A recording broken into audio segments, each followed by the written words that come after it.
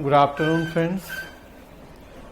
आज हम लोग बात करेंगे प्रशासन या संगठन के पहले सिद्धांत की चर्चा होगी। पहला सिद्धांत है एफ.डब्ल्यू. टेलर का वैज्ञानिक प्रबंध सिद्धांत या scientific management theory by F W. Taylor. F W. Taylor अमेरिकी इंजीनियर हैं। 1910-11 में उन्होंने अपने सिद्धांत का प्रतिपादन किया है। सिद्धांत, जैसा हम बात कर रहे थे कल परसों आपसे, मुख्यतः निजी प्रशासन के सिद्धांत हैं सारे। चूंकि लोक और निजी में समानताएं हैं, इसलिए उन्हें हम लोक प्रशासन में भी पढ़ते हैं या लागू करते हैं। टेलर का वैज्ञानिक प्रबंध सिद्धांत भी विशुद्ध रूप से एक निजी प्रशासन का सिद्धांत है। टेलर प्राइवेट कंपनी में इंजीनियर थे। कम उत्पादन की समस्या थी कंपनी में। टेलर ने वहां कुछ एक्सपेरिमेंट किए, अपना सिद्धांत दिया। पर्पस यही था कि कंपनी के प्रोडक्शन को बढ़ाना है। लेकिन मूल उद्देश्य संगठन की कार्यकुशलता बढ़ाना, उत्पादन बढ़ाना। दूसरे शब्दों में जो कल हम देख रहे थे कार्यकुशलता, प्रभावशीलता, तो संगठन को कार्यकुशल बनाना है। और अब संगठन को कार्यकुशल बनाना है तो ये उद्देश्य तो देखिए लोक प्रशासन के लिए भी है कि हमें संगठन को कार्यकुशल बनाना है। जो उद्देश्य है उनको बेहतर ढंग से प्राप्त करना है। निजी प्रशासन में ठीक है कि वो वस्तुओं का उत्पादन कर रहे हैं तो उसे बढ़ाएं, वो अपना लाभ उद्देश्य है उसे बढ़ाएं। वो लोक प्रशासन में इनका जो उद्देश्य है तो उसे बेहतर ढंग से प्राप्त करें। तो संगठन को प्रभावशील और कार्यकुशल बनाना ये एक ऐसा उद्देश्य है कि चाहे वो लोक प्रशासन हो और चाहे निजी प्रशासन, सबके लिए समान रूप से उपयोगी। और कई ऐसी बातें की हैं टेलर ने कि भले वो निजी प्रशासन के संदर्भ में की गई हैं, लेकिन हम उन्हें लोक प्रशासन में भी बखूबी लागू कर रहे हैं। हाँ, लेकिन ये ध्यान रखने की बात है कि सिद्धांत मुख्यतः निजी प्रशासन का सिद्धांत है। दूसरी बात, जैसा मैं बता रहा हूं आपको कि टेलर अमेरिकी इंजीनियर थे, मतलब सिद्धांत अमेरिका में आया है। तो हम देखते हैं कि लोक प्रशासन विषय का जन्म और उसका ज्यादातर जो विकास हुआ वो अमेरिका में ही हुआ है। ये जो सिद्धांत हम पढ़ने जा रहे हैं, ज्यादातर सिद्धांत भी अमेरिका में ही आए हैं। एकाध सिद्धांत ऐसा है जो अमेरिका के बाहर का है, अदरवाइज ज्यादातर सिद्धांत अमेरिका में ही आए।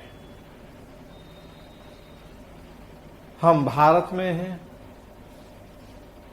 अमेरिका और भारत की परिस्थितियों में जमीन आसमान का अंतर है। तो कहीं ना कहीं हमारे सामने एक प्रश्न चिन्ह फिर लगता है कि जो अमेरिका के सिद्धांत हैं वो हम क्यों पढ़ रहे हैं, हमारे लिए भाई उनको पढ़ने की क्या उपयोगिता है?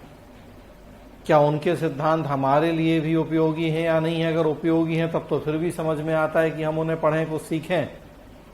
और अगर वो हमारे लिए उपयोगी नहीं है तो झूठे अमेरिका की चीजों को पढ़ के हमें कौन सा तीर मानना है, क्या फायदा उसका?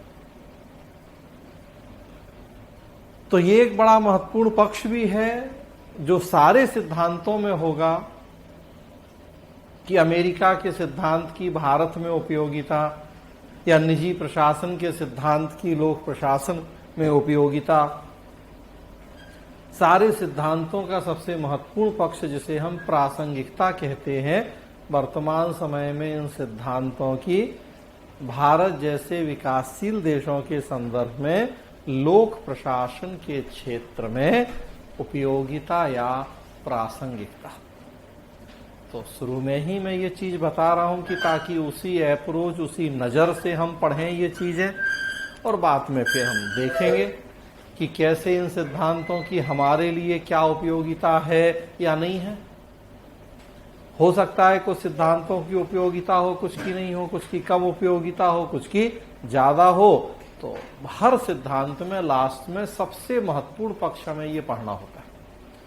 एग्जाम के लिहाज से भी देखेंगे तो सबसे महत्वपूर्ण पक्ष यही होता है कि आज से 100-125 साल पहले सिद्धांत दिए गए थे, अमेरिका में दिए गए थे, निजी प्रशासन में दिए गए थे, उनकी आज के समय में भारत जैसे विकासशील देशों में और लोक प्रशासन के क्षेत्र में कितनी उपयोगिता है, क्यों हम उतने पुराने सिद्धांतों को आज पढ़ते हैं।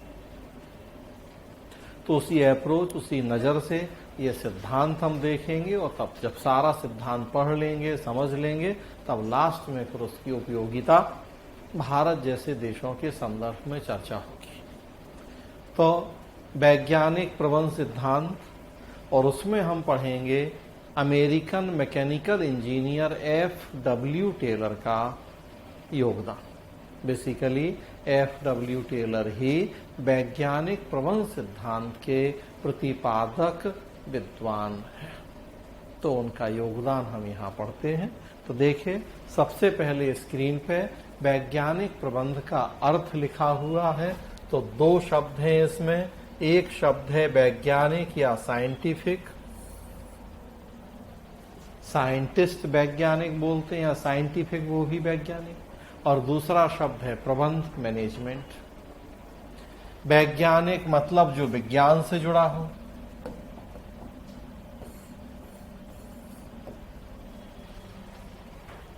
और विज्ञान का मतलब विशिष्ट व व्यवस्थित या क्रमबद्ध ज्ञान। क्रमबद्ध ज्ञान ही विज्ञान कहलाता है। प्रबंध का मतलब कल परसों टेक्निकल टर्म में हम बात कर रहे थे कि प्रशासन क्या है, संगठन क्या है, प्रबंध क्या है। तो हमने देखा कि प्रशासन का जो संरचनात्मक पहलू है वो संगठन कहलाता है, और जो कार्यात्मक पहलू है वो प्रबंध कहलाता है। तो तकनीकी दृष्टि से मैंने आपको अर्थ बताया, प्रशासन प्रबंधन के क्या अंतर हैं उनकी हमने आपसे चर्चा की। लेकिन अगर इन जनरल हम देखें कि प्रबंध शब्द का आप हम आम बोलचाल में जिस संदर्भ, जिस सेंस में यूज करते हैं, तो प्रबंध का मतलब होता है किसी कार्य को बेहतर तरीके से संपन्न करना। कोई समस्या, कोई चुनौती है, देखिए अक्सर हम एक दूसरे से बोलते हैं खुद ही मैनेज कर लो। देखो कैसे मैनेज करोगे, क्या करोगे, मतलब कि कैसे उसको एक सही तरीके से, कोई प्रॉब्लम है तो सॉर्ट आउट करोगे, या कोई उद्देश्य है तो कैसे करोगे, अपने अकॉर्डिंग मैनेज कर लेना, खुद मैनेज करो। पिताजी कोई समस्या बताओ, आप वो कहें खुद मैनेज करो। वहां दिल्ली में हम क्या बताएं क्या करोगे, कैसे, अपने अकॉर्डिंग मैनेज करो। मतलब अपने अकॉर्डिंग देख लो कि समय, संसाधन, परिस्थिति, और फिर कैसे उसका आपको हल करना है, क्या उसका सॉल्यूशन। तो काम को जब हम बेहतर तरीके से संपन्न करें तो आसान शब्दों में इसी को हम प्रबंध या मैनेजमेंट की संज्ञा देते हैं।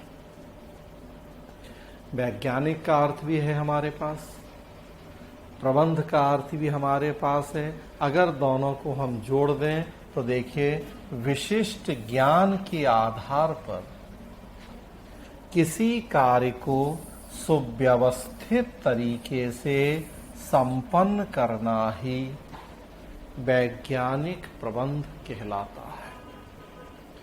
विशिष्ट ज्ञान के आधार पर किसी कार्य को सुव्यवस्थित तरीके से संपन्न करना, मतलब दूसरे शब्दों में कहें तो काम करने की कुछ बेहतर विधियों, पद्धतियों का विकास करना, ताकि गलतियों की आशंका कम से कम हो जाए। अर्थ में ही आप ध्यान दें तो कार्य को करने के बेहतर तरीके,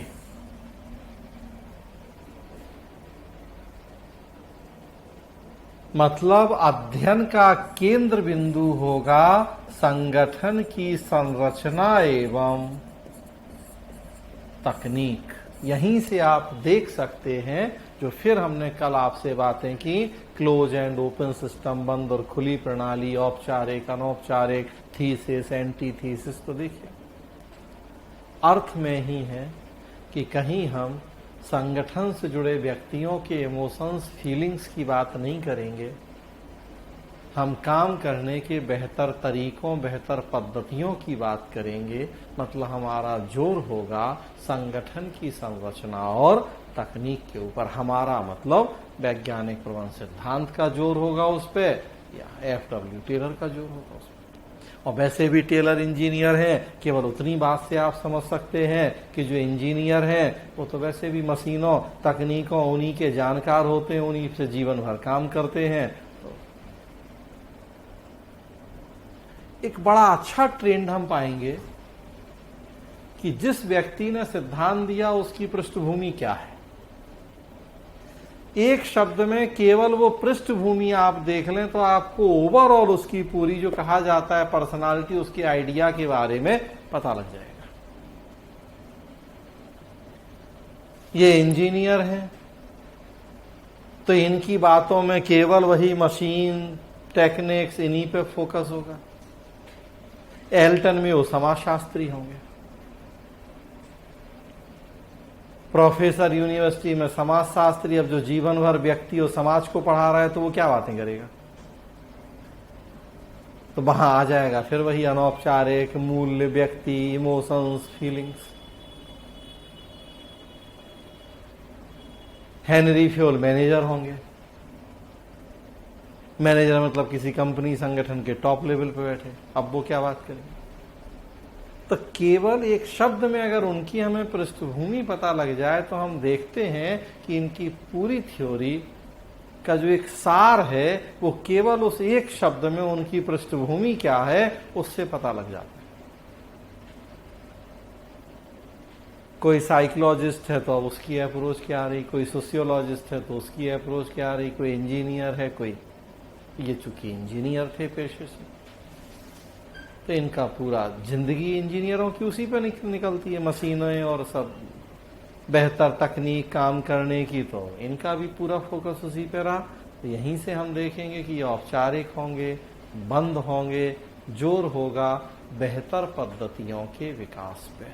टेलर का मानना था कि अब तक का हमारा जो ज्ञान, जो अनुभव है, उसके आधार पे काम करने की कुछ ऐसी पद्धतियों को खोजना होगा जिसमें गलतियों की आशंका कम हो। ट्रायल एंड एरर या गलती करो और सुधारो से काम नहीं चलेगा कि बार बार गलती करें फिर सुधारें, फिर गलती करें फिर सुधारें, इससे काम नहीं चलेगा। अब तक का जो हमारा ज्ञान है, अनुभव है, हमारा भी दूसरे का भी, उसके आधार पे काम करने की कुछ ऐसी बेहतर पद्धतियों को खोजें जिसमें गलतियों की आशंका न के बराबर हो। तो काम करने की बेहतर पद्धतियों की खोज, वैज्ञानिक प्रबंध का अर्थ और उसका सार यही है। अकॉर्डिंग टू FW टेलर भी लिखा है कि साइंटिफिक मैनेजमेंट क्या है। ये तो इन जनरल में आपको अपने शब्दों में अर्थ बता रहा हूं। अगर खुद टेलर के अनुसार बात करें तो टेलर ने कहा कि यह जानने की कला कि तुम व्यक्तियों से क्या कराना चाहते हो तथा यह देखना कि वे सबसे उचित और सबसे सस्ते ढंग से कार्य करें, यही वैज्ञानिक प्रबंध है। व्यक्तियों से क्या करवाना है और कैसे करवाना है ताकि कम समय, कम संसाधन में ज्यादा से ज्यादा आउटपुट मिले। देखिए, कार्यकुशलता का मतलब क्या बताया मैंने कल आपको, इनपुट और आउटपुट के बीच का रेशियो, कि कितना कम समय, कितने कम संसाधन से हम ज्यादा से ज्यादा आउटपुट, ज्यादा से ज्यादा रिटर्न ले सकते हैं। तो वैज्ञानिक प्रबंध का पूरा फोकस इसी बात पे है कि कैसे हम संगठन को कार्यकुशल बनाएं, कैसे काम करने के बेहतर तरीकों को खोजा जाए जहां पैसा भी बचे, समय भी बचे, लागत भी बचे और उत्पादन बढ़ जाए। इसी पे फोकस किया वैज्ञानिक प्रबंध सिद्धांत ने। वैज्ञानिक प्रबंध सिद्धांत के उद्देश्य देखें। मूल उद्देश्य सारे सिद्धांतों का एक ही है, जो मैं कल आपको बता चुका हूं। सबसे पहला पॉइंट यहां देखिए, वही लिखा है, संगठनात्मक कार्यकुशलता एवं प्रभावशीलता में वृद्धि करना। सिद्धांतों के प्रतिपादन का मूल उद्देश्य यही है। तो क्या टेलर, क्या वेबर, फ्योल, गुलेक, सारे सिद्धांतों और सिद्धांतकारों का मूल उद्देश्य यही है, संगठन की कार्यकुशलता और प्रभावशीलता में वृद्धि, ताकि उत्पादन बढ़े, ताकि संगठन अपने निर्धारित उद्देश्यों को बेहतर ढंग से प्राप्त करे।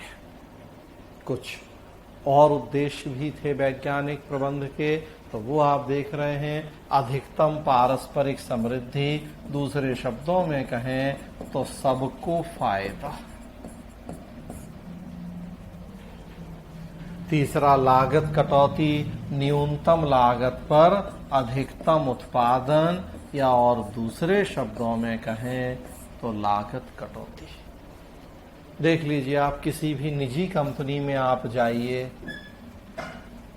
ये दो सबसे महत्वपूर्ण उद्देश्य होते हैं कि हम कैसे अपनी कॉस्ट कटिंग कर सकते हैं, लागत घटाना, उत्पादन बढ़ाना और सबको फायदा कि केवल मालिक को ही फायदा हो, वो अपने एम्प्लॉइज को, अपने कर्मचारियों को पर्याप्त सैलरी नहीं दे, उनके हित की, उनके फायदे की चिंता नहीं करे, तो लंबे समय तक कंपनी बेहतर तरीके से रन नहीं कर पाती।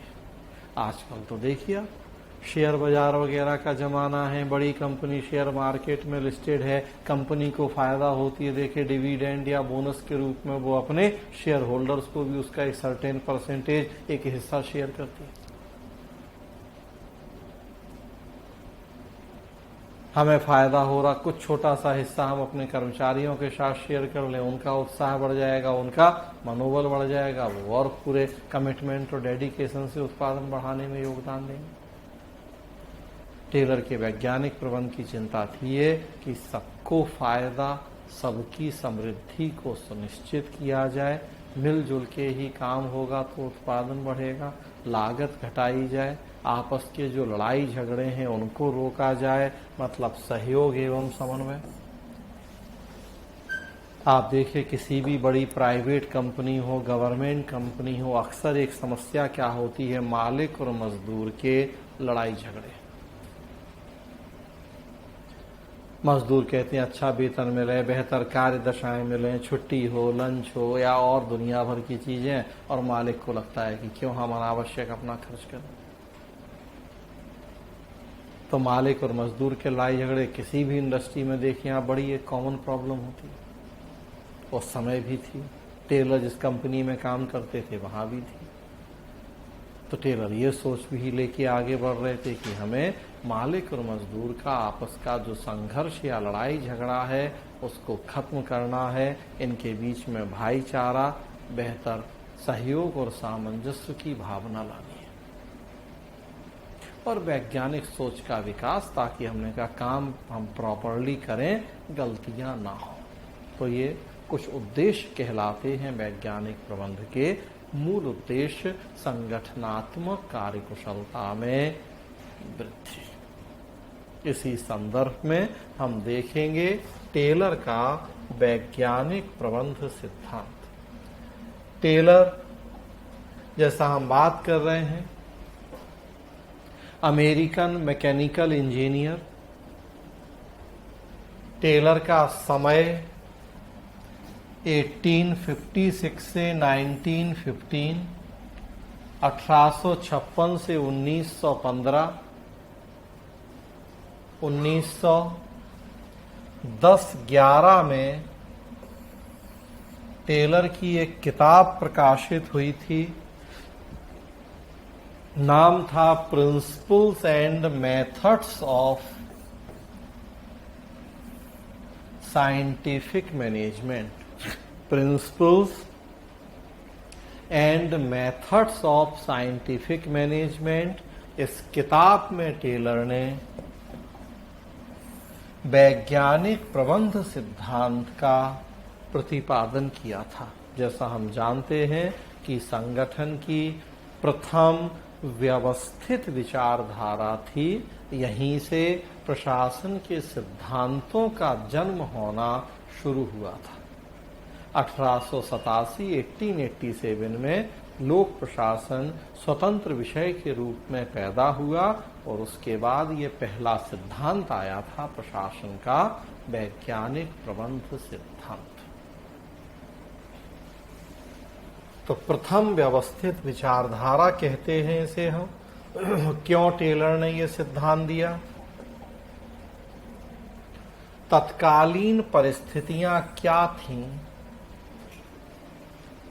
जिन्होंने टेलर को सिद्धांत प्रतिपादन की प्रेरणा दी? टेलर का समय देख रहे हैं आप, 1856 से 1915। सिद्धांत आया है 1910-11 में। अगर हम थोड़ा और पहले चलें, हम बात करें 1875 के आसपास की।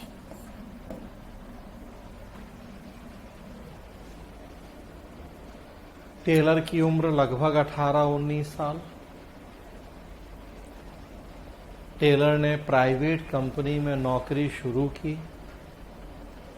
उस समय की हम बात करें, टेलर ने जब शुरुआत की थी नौकरी की तो एक लेबर के रूप में,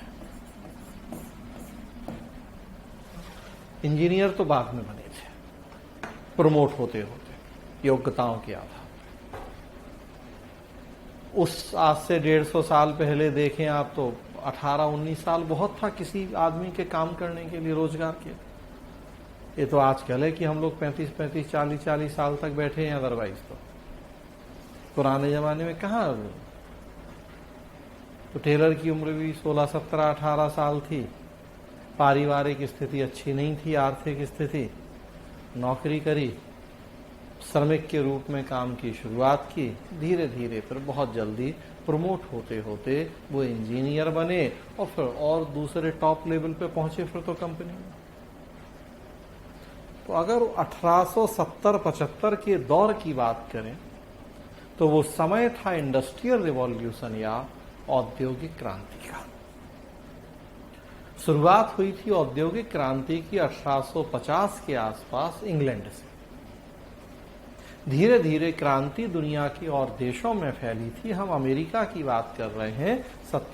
1870-75 तक अमेरिका में भी औद्योगिक क्रांति का बड़े पैमाने पर प्रभाव देखने को मिला था।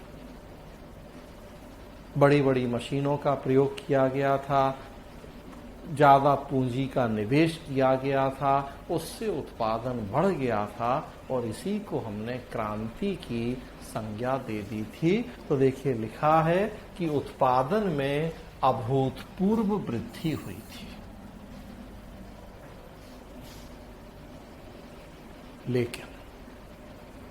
लेकिन अपेक्षित मात्रा तक उत्पादन अभी भी नहीं था। उत्पादकता में कमी थी। मानव और मशीन की क्षमताओं का पूरा प्रयोग अभी भी नहीं हो पा रहा था। पहले की तुलना में उत्पादन बढ़ा जब बड़ी बड़ी मशीनें आ गईं, जो हाथ से काम होता था वो ऑटोमेटिक होने लगा, तो नो डाउट प्रोडक्शन बढ़ गया, लेकिन जितना बढ़ना चाहिए उतना नहीं बढ़ा।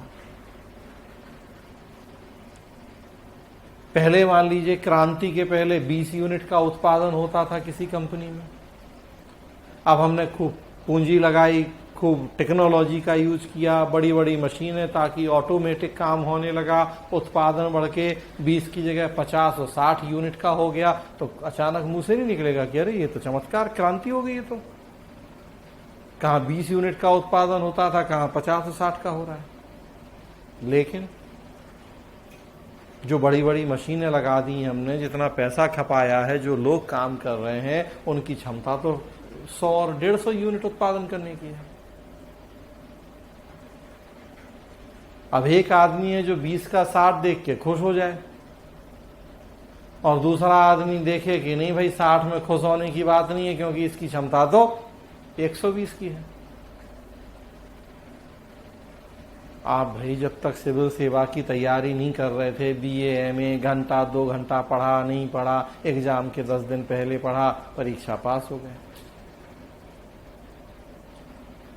अब आप दिल्ली आ गए हैं, सिविल सेवा की तैयारी कर रहे हैं, घर पे ही रह के कर रहे हैं। अब आप 8 घंटा 10 घंटा कम से कम रोज पढ़ते हैं तो पिताजी के मुंह से निकलेगा नहीं करिए तो चमत्कार हो गया। जो कल तक दिन भर घूमता था, टाइम पास करता था, वो अब 8 घंटा 10 घंटा पढ़ता है। फोन लगाओ तो कहता है नहीं अभी हमें टाइम नहीं है, क्लास है कि हम पढ़ रहे हैं कि क्या। तो कोई भी कहेगा करिए तो चमत्कार हो गया। तो 2 घंटे वाला अगर 8 घंटे पढ़ेगा तो चमत्कार तो है। अब पिताजी इससे खुश हो जाए कि 2 की जगह 8 घंटा हो गया, लेकिन हमें तो खुशी नहीं है क्योंकि हमें तो पता है कि क्षमता आप में 16 घंटे की है। तो उनके लिए भले खुशी है क्योंकि उनने 2 देखा है, तो 2 से 8 उनके लिए बहुत है, लेकिन हमारे लिए तो ये कोई बात नहीं है क्योंकि खुद हमने भी 16 घंटे मेहनत करी है और देख रहे हैं दूसरे को, तो भाई 8 घंटा हमारे लिए तो कुछ नहीं है, बेस्ट है। तो वो खुश हो सकते हैं, हम तो नहीं होंगे खुश 8 घंटे देख के। बस वही बात यहां है कि टेलर को इस बात की खुशी नहीं है कि 2 का 8 हो गया, उन्हें इस बात का गम है कि 8 का 18 क्यों नहीं हो रहा है जबकि क्षमता है उतना। तो क्रांति हुई है, उत्पादन बढ़ा है, 20 का 60 हो गया है, 70 हो गया है, लेकिन क्षमता तो 100 और 120 की है, तो उतना क्यों नहीं हो रहा है। टेलर के दिमाग में ये था। टेलर खुद कंपनी के कर्मचारी थे, लेबर थे तो अपनी लिमिटेशंस थी, हाँ लेकिन अकल थी, दिमाग दिया था भगवान ने, तो दिमाग में तो बातें थी ही। धीरे धीरे अपनी योग्यताओं के बल पे बहुत जल्दी जल्दी ऊपर के पदों पे पहुंचे, और जैसे जैसे ऊपर के पदों पे पहुंचे तो फिर उस स्थिति में आ पाए कि कुछ कर पाए, कुछ सलाह दे पाए। अब कोई लेबर जाके सलाह देने लगे तो उसे और 4 थप्पड़ मार के भगा दे वाले कि तुम्हें अभी कितनी समझो, क्या औकात है कि तुम हमें बताओगे कि क्या करो क्या नहीं करो। तो लेकिन देख तो रहे थे चीजें कि भाई क्या दिक्कत हो रही है नहीं हो रही है। धीरे धीरे टेलर ने अपने विचार विकसित किए, बहुत सारे एक्सपेरिमेंट किए कि क्यों ऐसा हो रहा है कि क्षमताओं का पूरा प्रयोग नहीं हो रहा, क्यों उत्पादन बढ़ा है लेकिन उतना नहीं बढ़ा जितना बढ़ना चाहिए था, जितनी क्षमता थी। तो इन सब बातों को ध्यान में रखते हुए टेलर ने सिद्धांत दिया। क्यों हो रहा था ऐसा कि अपेक्षित मात्रा तक उत्पादन नहीं बढ़ा था, मानव और मशीन की क्षमताओं का पूरा प्रयोग नहीं हो रहा था।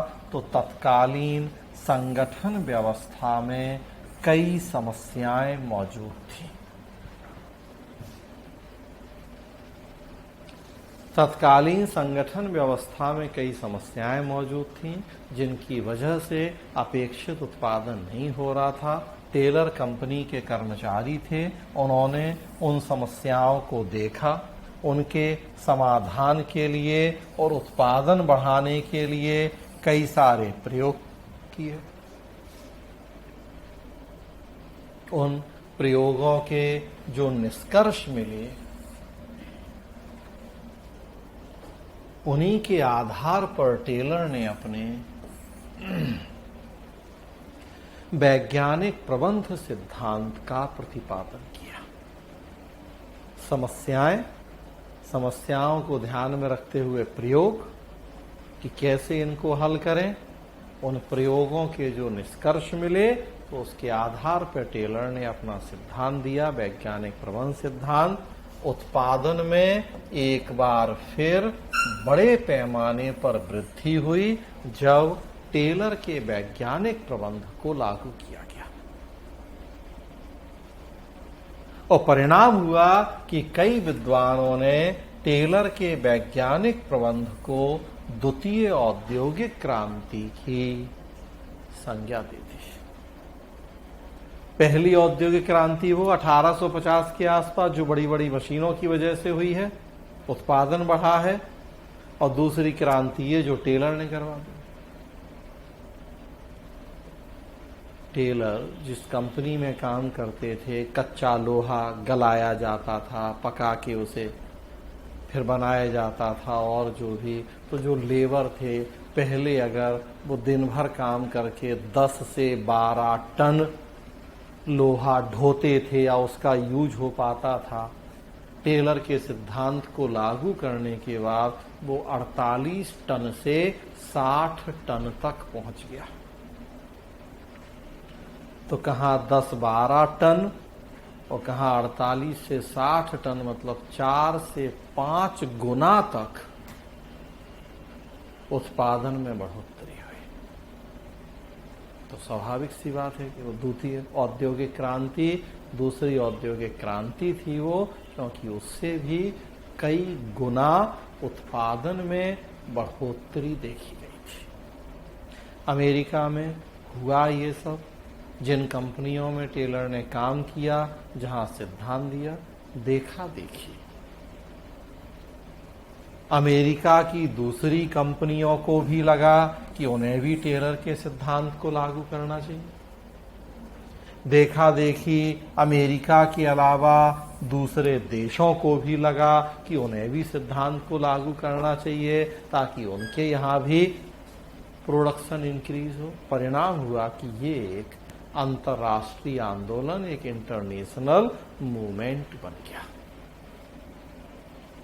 ब्रिटेन, जर्मनी, रसिया, कई देश हुए जिन्होंने कंपैरेटिव स्टडी, तुलनात्मक अध्ययन के आधार पर टेलर के वैज्ञानिक प्रबंध सिद्धांत को अपने यहां लागू किया।